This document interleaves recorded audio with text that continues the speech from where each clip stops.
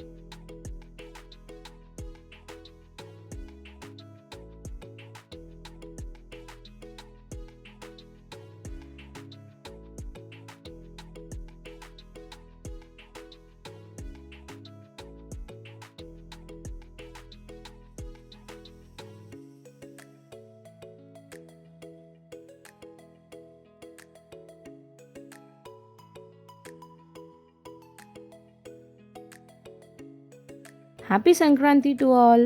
ఈ సంక్రాంతికి మీరేమేమి పిండి వంటలు చేసుకున్నారో కామెంట్ చేయండి. అండ్ మన ఛానల్ని సబ్స్క్రైబ్ చేసుకోవడం మర్చిపోకండి.